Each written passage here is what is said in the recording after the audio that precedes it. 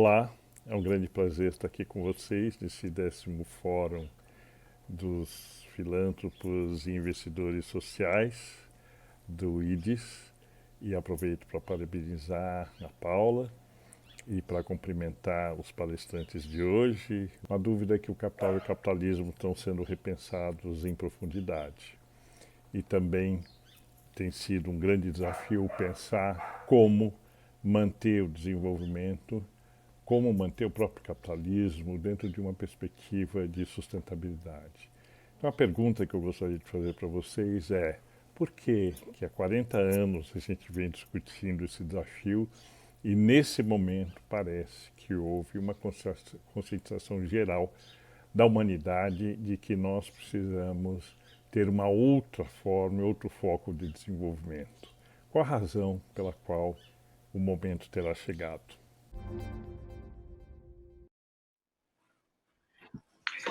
Bom dia a todos, é um prazer estar aqui com vocês. Hoje eu tenho a alegria de mediar o painel Avaliação e o Círculo Virtuoso da Sustentabilidade, Meio Ambiente, Pessoas e Economia.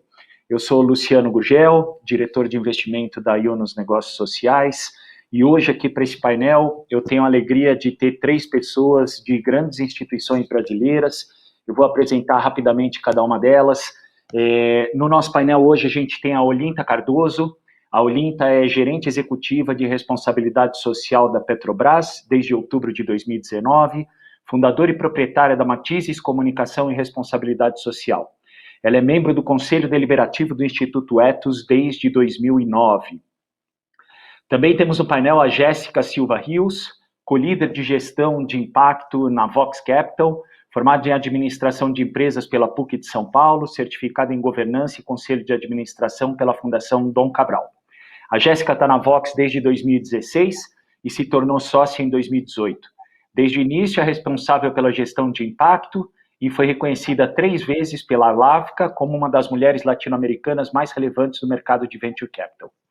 Para fechar o painel, a gente tem o Virgílio Viana. O Virgílio é engenheiro florestal, doutor em biologia pela Universidade de Harvard, pós-doutor em desenvolvimento sustentável pela Universidade da Flórida e professor de ciências florestais da Exalc, da USP. O Virgílio é atualmente superintendente-geral da Fundação Amazônia Sustentável, professor colaborador de pós-graduação do Instituto Nacional de Pesquisas da Amazônia, o INPA. Bom, eu começo pela Olinta. Olinta, muito bom dia. Eu acho que o vídeo com a pergunta do Ricardo é autoexplicativo, é uma pergunta que a gente aqui também se faz, quer dizer, se há tanto tempo existem diversos economistas e lideranças globais chamando atenção para o aspecto da sustentabilidade do capitalismo, queria te ouvir um pouco, Olinta, sobre qual a tua visão. Será que chegou a hora? Bom dia a todos. É um prazer participar desse fórum, que nos brinda aí com essa reflexão que é super importante, né, Virgílio, sobre a relação entre o capital e a humanidade. Obrigada a toda a equipe do IDES, a Paula, pelo convite e pela oportunidade dessa troca de ideias sobre questões que estão na pauta do dia e nos desafiam. Jéssica, Virgílio e Luciana, é um prazer interagir com vocês. E a todos que nos assistem, muito obrigada. Eu gostaria de começar dizendo que o interesse por questões econômicas, ambientais, sociais e de governança, o IISD, né, ou interesse pela sustentabilidade, sem dúvida nenhuma vem crescendo entre a comunidade empresarial global, assim como também estão crescendo os desafios e as expectativas em relação aos problemas sociais, já bastante críticos antes da pandemia, exponencialmente maiores agora durante a pandemia, e eu não ouso nem dizer, nem pensar em como será em tempos pós-pandemia. No entanto, as mudanças climáticas, os impactos na biodiversidade, a desigualdade social, as injustiças raciais e de gênero, a automação do trabalho e etc., né, são questões que rodeiam um cenário já bastante grave de crise sanitária e econômica em muitos países, e não é diferente por aqui. E todas essas questões, elas não podem ser entendidas de maneira isolada. Questões econômicas, sociais e ambientais andam juntas. E garantir a materialidade proativa, eu não digo mais nem a materialidade como nós historicamente trabalhamos, né, para os nossos relatórios, mas eu estou falando de uma materialidade proativa, antecipando-se a problemas que hoje não são materiais, é um tremendo desafio para empresas em todos os setores, empresas de modo geral. Mais do que nunca, a interconectividade, a interdependência que a gente sempre falou, hoje ela está se expressando de forma prática. E a necessidade de avaliação dos impactos das iniciativas socioambientais, impacto nas pessoas, no meio ambiente e na economia, eles passam a fazer parte da gestão de forma efetiva. E na Petrobras, o nosso ciclo de planejamento estratégico 21-26, ele trouxe 10 compromissos com a sustentabilidade, que envolvem 6 ações diretamente ligadas a clima, biodiversidade, água e responsabilidade social. E na responsabilidade social, nós estamos tratando de temas como direitos humanos, relacionamento comunitário e investimento socioambiental voluntário. Esse investimento socioambiental voluntário é realizado pelo Programa Petrobras Socioambiental e são inúmeros projetos nas linhas de atuação de clima, oceano, educação e desenvolvimento econômico sustentável. Esses projetos são acompanhados a partir de indicadores que consideram o porte e a maturidade de cada um dos projetos. E nós temos indicadores como número de espécies de animais abrangidos, público atendido, assim como uma série de indicadores que a gente acompanha. E nós, desde final de 2019, nós começamos a acompanhar também o retorno social do investimento, o SROI, e a análise de custo-benefício de alguns projetos, né? E o que eu gostaria de enfatizar é que esses resultados têm gerado informações muito valiosas, que têm reorientado as nossas decisões gerenciais e têm materializado o impacto das nossas ações nos territórios, nas comunidades onde nós atuamos.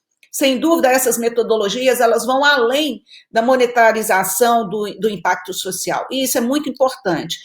Um outro aspecto relevante dessas metodologias é o envolvimento dos stakeholders, ao buscar a percepção dos beneficiários, né, de quem está ali recebendo as ações, né, ou trabalhando junto conosco nessas ações, nós temos condição de verificar se as nossas práticas têm, de fato, alcançado os objetivos e as expectativas dos públicos envolvidos. Então, pensando em todas as fases do projeto, nós sempre nos preocupamos em atuar nas reais necessidades dos territórios. E aí, território entendido na perspectiva de Milton Santos, né? O território vivo e instituidor de sentidos, né? E nesses territórios onde estamos presentes, nós consideramos os impactos positivos e negativos a partir do real conhecimento da realidade local. E a partir daí, os nossos desafios na mensuração dos impactos dos projetos passam pela ponderação do quanto o projeto tem mudado a vida das pessoas, né, envolvidas nesses projetos. Isso a gente tem objetivos claros desde o momento da partida e nós precisamos identificar as evidências das transformações sociais pretendidas. Isso é fascinante, isso é uma ferramenta de gestão e tem nos obrigado a repensar ou reorientar as nossas práticas a partir de evidências tangíveis, né?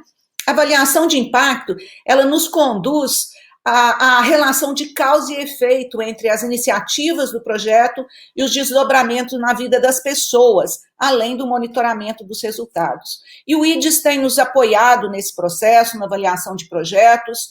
Nós já avaliamos alguns projetos, eu ia até usar uns 3 exemplos, mas como o tempo é curto, eu vou usar apenas um exemplo, né? Que é o projeto SA, que foi o primeiro projeto que no final de 2019 a gente aplicou a metodologia, né, de avaliação de impacto. E esse projeto tem atuado nas condições de sustentabilidade de 18 hectares de manguezal na Baía de Guanabara, cartão postal aí do Rio de Janeiro, e tem gerado melhorias na renda, melhorias no ecossistema e nas relações comunitárias de mais de 60 mil pessoas.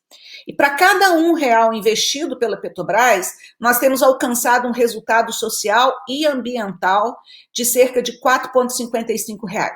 Isso é geração de valor. Isso significa que aquela comunidade, que essas cerca de 60 mil pessoas, elas têm tido o retorno do nosso investimento muito maior do que simplesmente o valor investido diretamente no projeto. E o que eu gostaria de enfatizar é que a avaliação dos projetos nos ajuda a fazer melhores escolhas, tomar melhores decisões, e bons projetos melhoram a sociedade, que melhoram as empresas e melhoram as relações. E isso é um círculo virtuoso. Hoje nós estamos com a seleção pública dos projetos socioambiental da Petrobras aberta, estamos selecionando novos projetos a partir do programa. Os projetos já precisam demonstrar sua teoria da mudança. Essa é a primeira vez que o processo de seleção pública traz a teoria da mudança dentro do seu processo. Essa metodologia, né? Na inscrição, a gente tem lá no site da Petrobras um framework que ajuda os projetos a terem essa visão estratégica da teoria da mudança.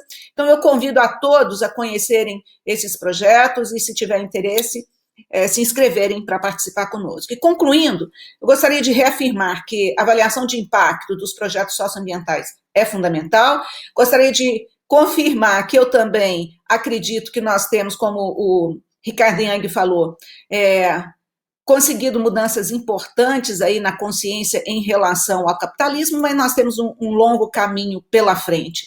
E se estivermos, de fato, comprometidos com as comunidades e com os ambientes onde nós atuamos, é necessário ouvir, buscar as percepções das comunidades diretamente impactadas sobre os projetos, sobre os programas, avaliar se estamos no caminho certo e se os resultados, de fato, têm transformado a vida das pessoas. A partir daí, nós teremos condições de tomar decisões, melhores decisões, decisões mais assertivas, gerando, de fato, valor para todas as partes envolvidas. Luciano, acho que eu cumpri meu tempo, né? Ótimo, Olinta, muito obrigado. Eu que te agradeço. Sabe que quando eu recebi aqui a constelação do painel, né, quer dizer, a Olinta representando uma companhia das maiores, se não a maior companhia do Brasil, o Virgílio representando a Fundação Amazônia Sustentável e a Jéssica representando a Vox Capital, eu vi um arco de uma grande companhia, segundo setor, operando, e a sua voz ela é importante para dizer como que uma empresa do segundo setor, clássica, tradicional, enxerga a questão do impacto ambiental, em primeiro lugar, que seria o mais diretamente intuitivo para as pessoas quando pensam em Petrobras, mas é muito importante ouvir quais são os desdobramentos da mitigação desses impactos ambiental na esfera social. Eu queria convidar agora a Jéssica, obrigado, Olinta, ficou super claro. Queria convidar a Jéssica para talvez fazer a outra ponta desse arco, que é uma minha colega de setor. A Jéssica é gestora de impacto na Vox Capital e que tem como o primeiro ângulo de atenção deles o impacto social. Então, talvez a gente tentar entender onde os dois extremos, bons extremos aqui se encontram no meio do caminho, ouvir um pouco da Jéssica, como que a questão da mensuração de impacto, a Jéssica é referência no setor, é importante dizer isso, como uma pessoa que entende teoria da mudança, investimento social, causando transformação e ocasionando impacto social positivo. Jéssica, por favor, se você puder nos dar a tua contribuição sobre esse tema. Muito obrigada, Luciano. Bom dia a todas e todos. É um prazer estar aqui nesse painel, né? E é um prazer estar nessa formação com players tão relevantes e que vêm de perspectivas complementares, né? Eu não diria distintas, mas complementares. Fico feliz em chegar neste momento, né? E poder dialogar em cima dessa pluralidade de operações que a gente tem aqui. Olinta, muito obrigada também pela sua fala. Percebo muita coisa em comum, né? A gente tem mais coisas que acho que conectam esse objetivo de impacto e é muito interessante poder ouvir sobre essa perspectiva. Luciana, são boas provocações, né? Eu acho que a gente veio como sociedade até aqui numa crença falsa de que é possível ficar separando tudo, né? Então a gente separa a sociedade da prosperidade das empresas, como se essas coisas não fossem compatíveis, né? E eu acho que é aí que mora grande parte desse solo não fértil que a gente operou até esse momento em muitas esferas aí da sociedade. Aqui na Vox a gente faz a provocação e partimos de uma premissa de que todo investimento gera algum efeito no seu entorno, porque afinal incentivar que algo cresça, né? Então, se a gente para pensar o que o dinheiro, né, a influência do capital financeiro pode fazer no entorno, a pergunta que fica na nossa cabeça é o que a gente está querendo fazer crescer na nossa sociedade. E os investimentos têm esse papel fundamental de construção de uma realidade. Eu acho bem incrível a gente começar ali com a fala do Ricardo Jung, que faz uma provocação muito relevante, né? Se a sustentabilidade existe há mais de 40 anos, o que a gente tem de novo hoje? E aí, nas minhas reflexões, eu percebo que a gente teve de uma maneira gritante e, infelizmente, trágica a percepção da codependência de todos os elos dessa sociedade, como bem colocado ali pela Olinta também, né? Então, acho que ficou muito mais explícito essa interdependência. Então, a gente pode até pensar sobre a fotografia específica da crise do Covid, né? A gente entende ali uma urgência de pensar nossas ações ambientais e como os movimentos como sociedade interferem em um contexto ambiental que até então estava ali controlado. Então imagina que a gente, como pessoas, né, deixou aberto toda a exposição a animais de diferentes biomas e nos deparamos com uma doença, uma nova anomalia até então, né, desconhecida nessa gravidade. Mas essa interdependência entre social e ambiental não se parou ali, né? A gente foi percebendo vários outros efeitos e até como um efeito dominó. Então, olha, né, e percebe algo que aconteceu em um país, em uma determinada região, de repente, né, domina, né, todo esse contexto mundial e faz com que a gente pare, né, da pior forma possível, de uma tragédia absurda, sem precedentes, com milhões de pessoas aí morrendo de forma trágica, de fato. E o que então coloca para mim aí o que é de novo, quando a gente para pensar, é que essa reflexão dessa interdependência tão sensível entrou nas mesas de discussões. Não que a gente não tivesse motivo para levá-la para essas mesas no passado, né? Porque a desigualdade que a gente vive chega em níveis absurdos. O Brasil é um dos principais países aí que marca essa desigualdade. E é um ranking que não nos deveria nos orgulharmos, e sim está discutindo como, né, enfrentar esse problema. A urgência climática também não é nenhuma novidade, a gente vem discutindo ela há muito tempo, mas ainda com ações tímidas perante o tamanho do problema. Então, o que eu percebo o que esse último 1 ano e meio, né, nos acelerou, ou talvez provocou, é colocar que, de fato, né, a gente precisa, isso tem que ser pauta das discussões e de todas as esferas, né, que têm influência e poder, né, na construção da realidade, e não dá para ignorar o papel do setor privado nessas discussões, né? E quando a gente para olhar sobre esse panorama, eu acho que tem aí uma grande contribuição do investimento de impacto, que é onde você e eu estamos mais especificamente localizados, né? E também vale fazer aqui um disclaimer que o investimento de impacto também não surge ontem, né? Não surge com a pandemia. É algo que, pelo menos nesse formato, a gente está discutindo aí há 15 anos. É muito recente quando a gente olha para a história do capitalismo, mas é um movimento que vem, né, nessa construção já aí nessa última década. E o que o investimento de impacto faz é, de fato, colocar na mesa a intenção explícita de gerar resultado de impacto positivo para a sociedade e para o meio ambiente. Então, a gente está falando aqui de negócios que, por meio dos seus serviços e produtos, endereçam um problema social ou ambiental relevante. É sobre como a gente pode incorporar o impacto positivo como forma de fazer negócio. Então, e conciliar aquilo que até então parecia que era inconciliável, né? Resultado financeiro com prosperidade social, preservação ambiental, ao mesmo tempo. Eu vejo que isso é muito mais sobre o E, né? A gente mais sobre somar, ou do que o ou, né? Naquela falácia binária de que para ter uma coisa você precisa abrir mão de outra. E aqui, para a gente que está na indústria do investimento de impacto, tem uma grande referência que é o GIIN, né? O Global Impact Investment Network, que define, né, esses investimentos, e aí ele deixa ali nesse statement explícito, que são aqueles investimentos com a intenção de gerar esse impacto social, ambiental, positivo e mensurável. E é ótimo a gente ter isso na definição do próprio GIN, porque dá o tom, inclusive, para a nossa conversa aqui hoje, né? Então, a mensuração, ela é uma função primária e fundamental para que a gente possa operar esses investimentos com eficiência. Então, eu só sei o resultado e só posso agir em cima de um resultado quando eu o conheço. E quando eu o conheço a partir de evidências. É nesse lugar que entra toda, né, a relevância dessa mensuração.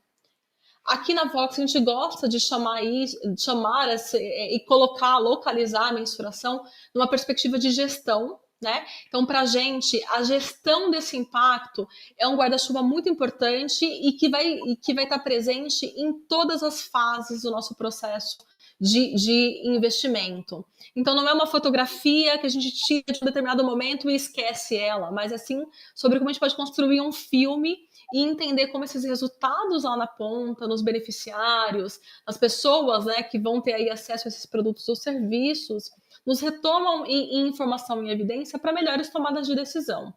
Então, a gente discute muito o papel da gestão, com esse papel, gestão do impacto, com esse papel de nos apoiar, né, no aprendizado interno, no aprendizado para alocação de capital, no aprendizado para essas empresas terem produtos e serviços cada vez mais eficientes para as demandas das pessoas que a gente está querendo aí servir. Bom, uma fala longa já para esse começo, eu fico super à disposição para a gente ir aprofundando todas essas questões ao longo do painel. Obrigado, Jéssica. Eu acho muito importante quando você traz a questão de que o impacto é algo que tem que ser gerido, né? A gente tem que fazer gestão de impacto. No mundo dos investimentos, é tradicional o binômio, a matriz risco-retorno. E eu tenho certeza que veio para ficar um trinômio, risco, retorno e impacto. E eu acho que isso, à medida que vai se tornando cultura comum, isso cada vez vai ser mais necessário, da mesma forma que a gente ouve falar sobre gestão de risco, a gente tem que falar sobre gestão de impacto. Virgílio, eu acho que você se encontra exatamente, talvez, na outra ponta. A gente estava aqui comentando uma representante clássica de uma organização do segundo setor, a Petrobras, uma companhia petrolífera, como é que é o olhar dela em torno das questões de impacto e como que a abordagem inicial, que seria o impacto, a mitigação do impacto negativo ambiental, como é que isso pode se tornar também um benefício social, né? Como isso tem desdobramentos sociais. Aqui na Yunus a gente tem um exemplo, em um minuto aqui, um exemplo clássico de países do leste da África, onde, por exemplo, o GLP, o gás de cozinha, ele é muito caro. As pessoas não têm acesso ao GLP e acabam cozinhando dentro das residências, desmatando a floresta para fazer os fornos movidos ali a carvão ou a madeira mesmo, e o quanto isso, além de danificar o meio ambiente, obviamente, porque as pessoas vão ter que cortar as árvores imagina você, para cozinhar os seus alimentos, isso tem desdobramento de um impacto social ao ocasionar doenças pulmonares e assim por diante. A questão da Amazônia é super complexa, e eu queria ouvir um pouco o Virgílio, que é um dos especialistas aí na região, uma região que não é simples de entender, ouvir um pouco, Virgílio, como é a tua abordagem acerca de mensuração de impacto e como que esses temas, impacto ambiental e impacto social, se relacionam numa geografia tão importante quanto a nossa Amazônia. Bem-vindo, Virgílio. Olá, Luciano, bom dia a todas e a todos aqui. Saúdo aí meus colegas de sessão, a Olinta e a Jéssica. Olha, a mensuração de impacto tem muitos ângulos. Se nós estivermos olhando pelo ângulo de uma empresa que gera impacto, então o objetivo é atenuar esse impacto negativo social e ambiental. No nosso caso, que somos uma instituição do terceiro setor, nós olhamos sobre o tema de impacto sob a lente do positivo, né? Como as nossas ações podem impactar de forma positiva os territórios onde nós atuamos. E a pergunta geral que nos foi provocada aqui sobre a pergunta do Ricardo Yang, né? Por que o capitalismo agora parece ter acordado? Eu acredito que nós temos dois fatores fundamentais. Primeiro, as mudanças climáticas e segundo, a pandemia. Eu acredito que elas trouxeram uma conscientização nova sobre a vulnerabilidade das empresas e das pessoas, por mais abastadas que elas sejam. Então, ninguém está livre de um tsunami das mudanças climáticas ou de um vírus, de uma pandemia.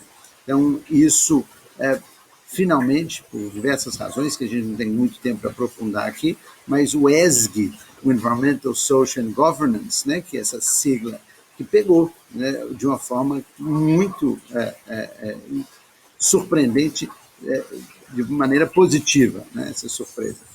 E do ponto de vista da Amazônia, Luciano, eu acredito que nós temos também uma conscientização crescente sobre a Amazônia, sobre a emergência amazônica que nós vivemos, em função basicamente de duas coisas. Primeiro, as evidências científicas, que nós estamos próximos a um colapso ecológico da Amazônia, e as evidências científicas sobre os rios voadores, que levam a umidade da Amazônia para o centro-sul do Brasil. E isso é essencial para a produção agropecuária, é essencial para a geração de energia hidroelétrica, no momento que a gente vive a iminência de um apagão, né, e para o abastecimento urbano de água potável, tanto para o uso residencial quanto comercial. E essas evidências científicas que começaram a ganhar espaço em diferentes mídias se somaram, né, e esse é o segundo fator, a um contexto de aumento do desmatamento no atual governo federal. Houve um aumento radical de 2019 para 2021, os números têm sido muito divulgados pelas mídias, né, tanto as mídias convencionais quanto as mídias sociais, e isso decorre de uma percepção de que o governo federal apoia os agentes econômicos do desmatamento. São basicamente três: os madeireiros ilegais, os garimpeiros e os grileiros.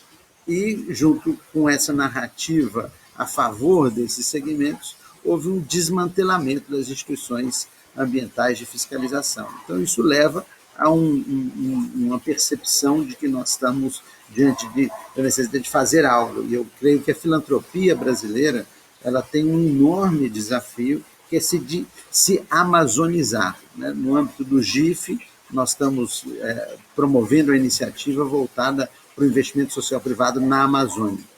E essa consciência sobre a Amazônia ela se acentuou com a mobilização internacional de três segmentos muito relevantes. Os fundos de investimento, que fizeram manifestações explícitas de que vão desinvestir no Brasil, em função do retrocesso na agenda ambiental, em especial na Amazônia.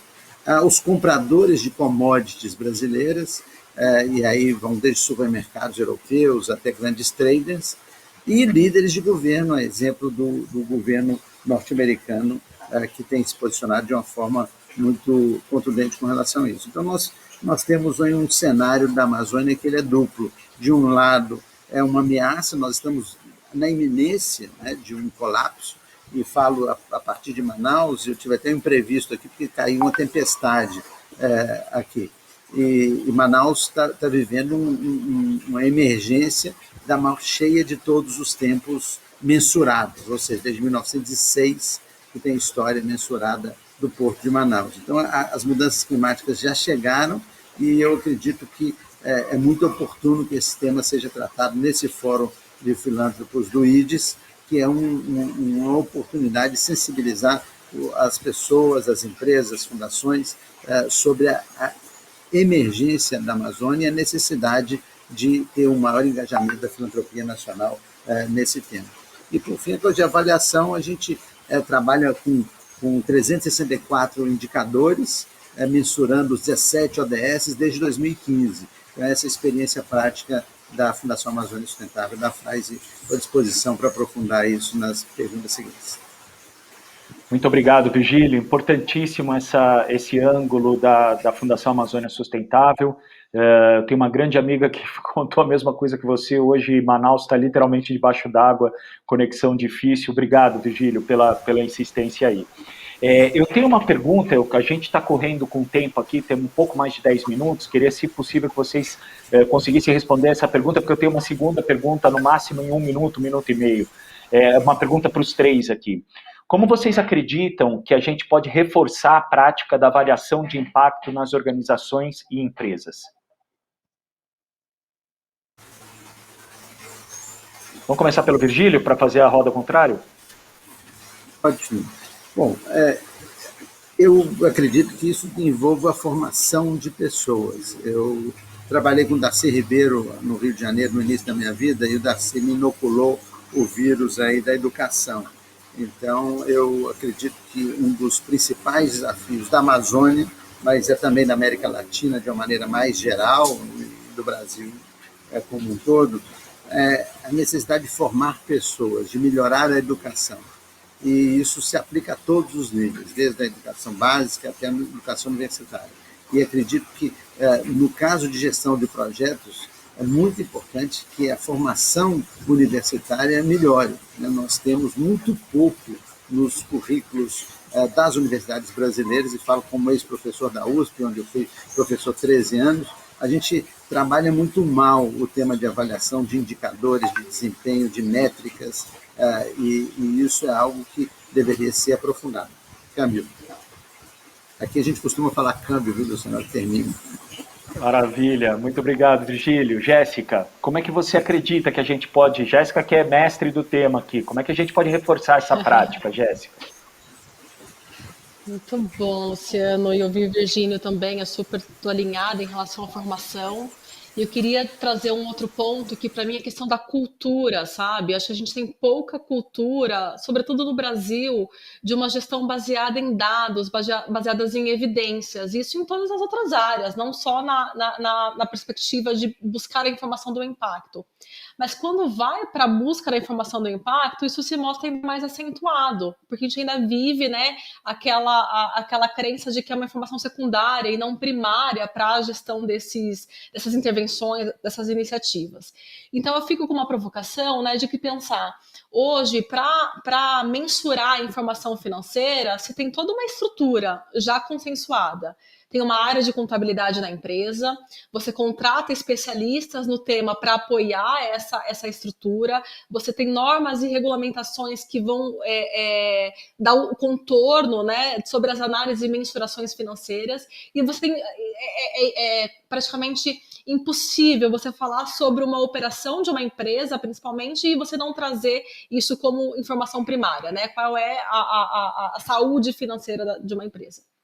Eu tenho a expectativa de que no futuro, e tomara que no futuro breve, a gente tenha essa mesma atenção e centralização da informação do impacto também, né? Centralização no sentido de trazer isso para o centro da mesa, de fato. Então, que ele discuta isso e que seja cadeiras presentes na estrutura organizacional dessas empresas ou dessas iniciativas, né?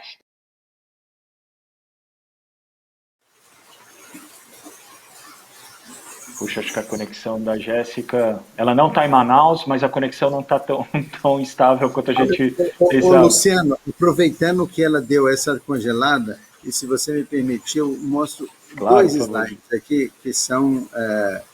É possível compartilhar? Eu não sei se é possível compartilhar, Virgílio, porque a gente está aqui num sistema de vídeo call. Não é possível.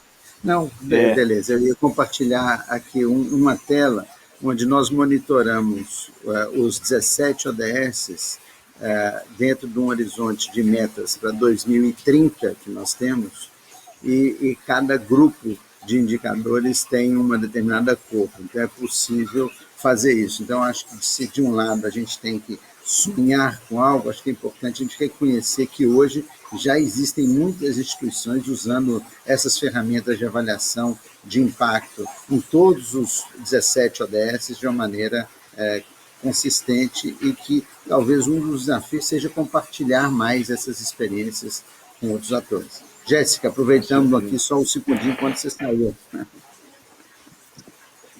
Infelizmente, a realidade dessas conexões, né, minha gente? Então, aqui acho que deu uma caída também. Peço desculpa, não sei quanto vocês conseguiram me ouvir, mas eu estava trazendo a discussão sobre a cultura, né? E eu acho que junto com essa questão da cultura, a gente pode pensar em mecanismo que torna isso viável. Eu acho que a tecnologia pode nos ajudar bastante a acelerar essa percepção, né, interna de que são informações úteis e que vão apoiar a tomada de decisão realmente sobre essas intervenções, assim. Então, eu advoco, né, para essa agenda estar cada vez mais presente nas reflexões culturais das empresas, né, e que tenha condições, viabilidade de ser algo que permeie ali o todo, né, e não só algo isolado. Acho que a tecnologia pode, né, nos ajudar nesse sentido também.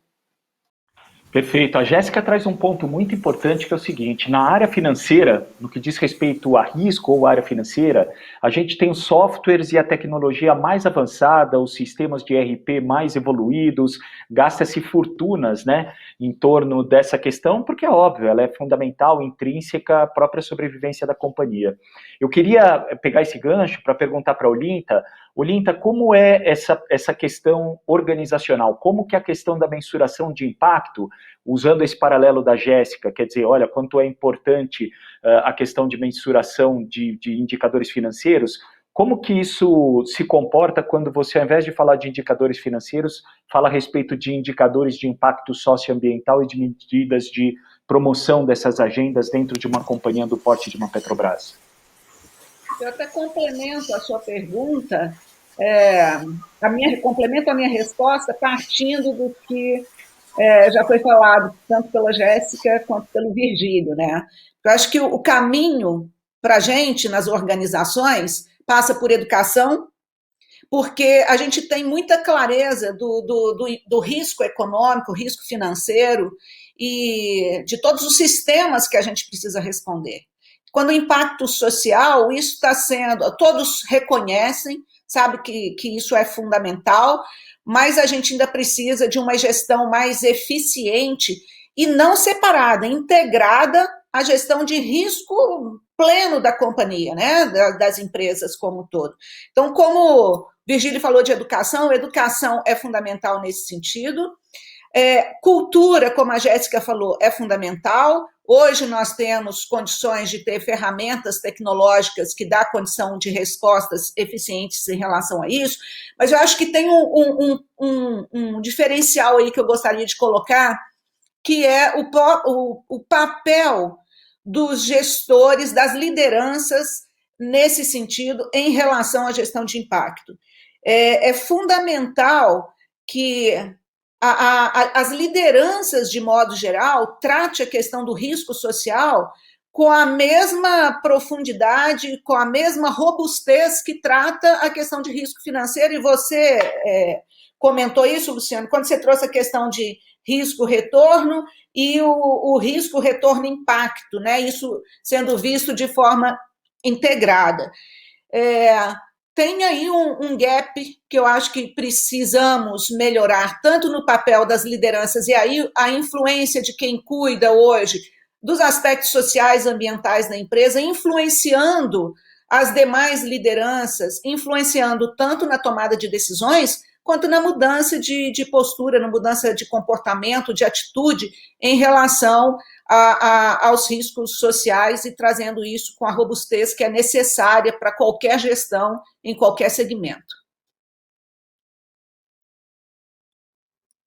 Muito obrigado, viu, Olinta? Eu acho que esse ponto é importante. A Olinta, de dentro de uma organização do porte da Petrobras, pode nos trazer muita luz a respeito de como é isso visto, né? Porque a gente até hoje trabalhou com, olha, uma coisa, fazendo de volta o gancho com a fala da Jéssica, uma coisa é gestão financeira, acompanhamento financeiro, controladoria, etc.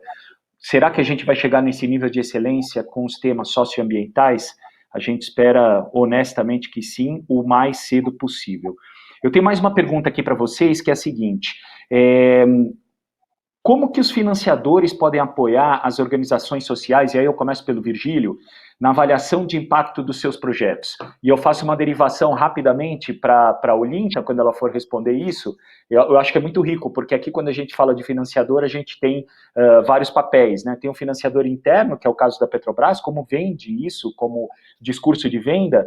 Para o Virgílio é externo, né? Quer dizer, como é que a gente atrai os financiadores de uma Fundação Amazônia Sustentável para entender a importância em financiar as medidas de mensuração de impacto. Você quer começar, por gentileza, Virgílio? Luciano, eu acredito que um olhar para a Amazônia, e aí você me permita dar esse recorte, nós deveríamos pensar em ecossistemas de instituições e como compartilhar tecnologias dentro desses ecossistemas. Nós trabalhamos com cerca de 70 organizações não governamentais de base comunitária de menor, ou organizações socioambientais de menor porte. Né? A FAES é a maior organização da sociedade civil baseada na Amazônia. Nós conseguimos desenvolver um sistema de gestão de métricas com indicadores de impacto bastante robusto. Uma das coisas que nós temos defendido é o compartilhamento dessas tecnologias de avaliação de impacto com organizações de menor porte. Então, eu diria que aqueles financiadores que tiverem interesse em aprofundar nesse tema, uma das estratégias é a partir de experiências já concretas, já em funcionamento, com metodologias já testadas, para que outras organizações que têm mais dificuldade em desenvolver essas métricas possam absorver essa tecnologia já desenvolvida e, obviamente, customizar de acordo com as suas características e inclusive, evoluir na medida em que for necessário e pertinente de acordo com o seu próprio processo endógeno de aprimoramento das suas tecnologias sociais. Então, eu acredito que trabalhar em rede esse tema na Amazônia, criando oficinas, processos, tanto virtuais quanto presenciais, seria o caminho. Câmbio. Muito obrigado, viu, Virgílio? Gente, um minuto e meio. Será que a gente consegue dividir aqui 30 segundinhos cada? Por gentileza. Jéssica? Gosto muito da provocação do Virgílio, né? Como a gente pode fazer isso em redes, até porque o interesse dessas avaliações, dessas mensurações, muitas vezes ele é um interesse sistêmico, né? Tem mais de um ator geralmente envolvido com essas iniciativas, com essas intervenções. E aqui eu queria contar uma história bem rápida para vocês, né? No mundo de investimento de impacto, a gente discute sobre essa pergunta do Luciano por muitos anos. Quem que pode pagar a conta da avaliação e da mensuração? E aí tem reflexões homéricas em cima disso.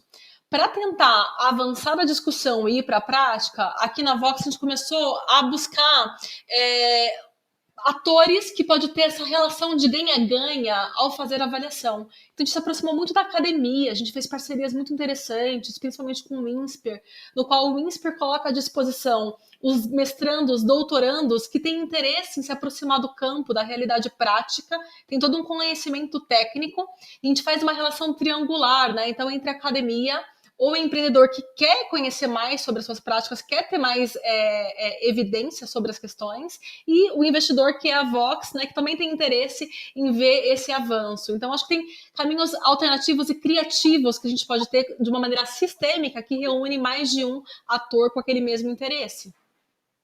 Obrigado, Jéssica. Olinta, como é que é isso dentro de uma organização? Como é que você vende para os seus financiadores internos a questão da mensuração de impacto?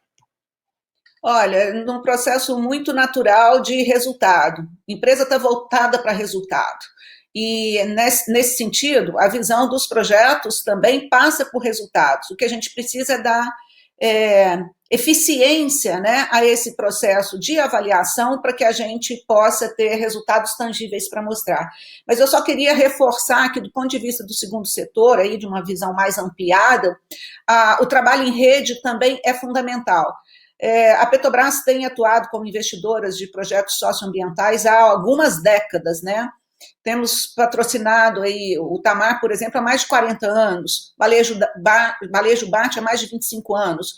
E a gente tem uma rede chamada Biomar, com 6 projetos que atuam voltados para a biodiversidade marinha, E essa visão integrada aí desses projetos, como resultado também de impacto, ele é fundamental. Então, para as empresas, e particularmente para a Petrobras aqui falando, essa visão integrada ela é fundamental também, integrada também na visão dos impactos e da gestão desses impactos. Muito obrigado, Olinta. Pessoal, a gente estourou um pouquinho o tempo, eu queria agradecer demais, Olinta, Jéssica, Virgílio, foi um prazer, uma satisfação dividir esse painel com vocês, reforçar a questão da mensuração de impacto, acho que vocês trouxeram vozes importantes de diferentes players, de diferentes ângulos aqui do nosso arco, desde o segundo setor até o terceiro setor, sobre a importância da mensuração de impacto. Muito obrigado a cada um de vocês, queria agradecer demais ao IDES, a Paula pelo convite e até uma próxima oportunidade. Muitíssimo obrigado. Obrigada, gente, prazer. Eu que agradeço, um grande prazer. Um abraço, Olinta e Jéssica e Luciano.